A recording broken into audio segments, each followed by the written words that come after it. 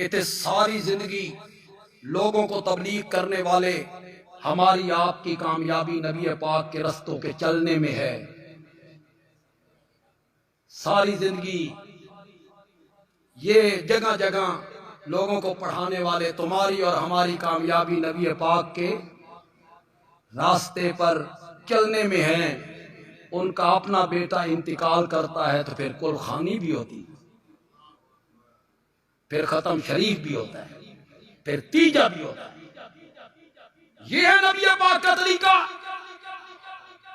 تم نے یہ کام کر کے جاہل لوگوں کے لیے راستہ کھولا ہے۔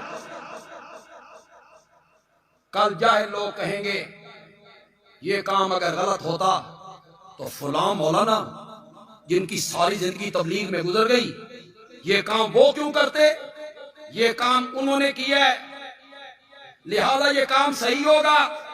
سنیے گا، دین میں حجت ہے اللہ کا قرآن، پھر حجت ہے میرے نبی کا صحیح فرمان، پھر حجت ہے صحابہ کا اجماع، پھر حجت ہے امام کا قول مقلد کے لیے۔ اس کے علاوہ میرا باپ ہو، میرا استاد ہو، میرا مرشد ہو یا تیرا استاد ہو، ان کا کوئی قول اور عمل دین میں حجت نہیں۔ فلاں عالم نے یہ کام کیا ہے تو وہ حجت بن جائے گا، فلاں پیر صاحب نے یہ کام کیا ہے حجت بن جائے گا۔ کسی عالم کا قول حجت نہیں بنے گا۔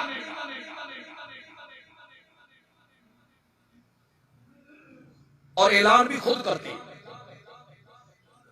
کہ تیسرے دن قرآن خوانی ہوگی جس کو تم ختم شریف کہتے ہو۔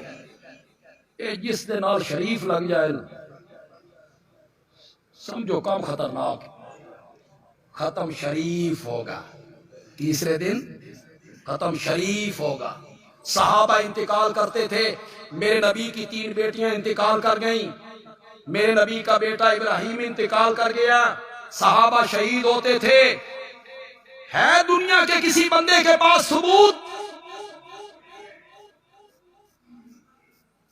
یہ تو ثبوت ہے کس طرح نہلایا،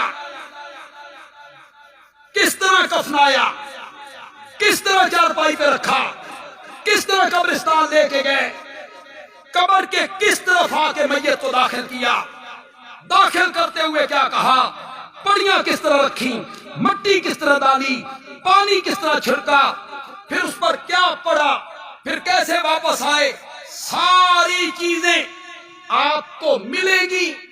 بلکہ میرے آقا نے تھوکنے کے طریقے بتائے، جوتی میں پاؤں ڈالنے کے طریقے بتائے، قضائے حاجت کرنے کے طریقے بتائے، مسجد میں داخل ہونے کے طریقے بتائے، نکلنے کے طریقے بتائے، اور حجۃ الوداع کے خطبے میں کہا، اور میری امت کے لوگوں، میں تمہیں ایک ایسے روشن رستے پہ چھوڑ کے جا رہا ہوں جس کی راتیں بھی دن کی طرح روشن ہیں۔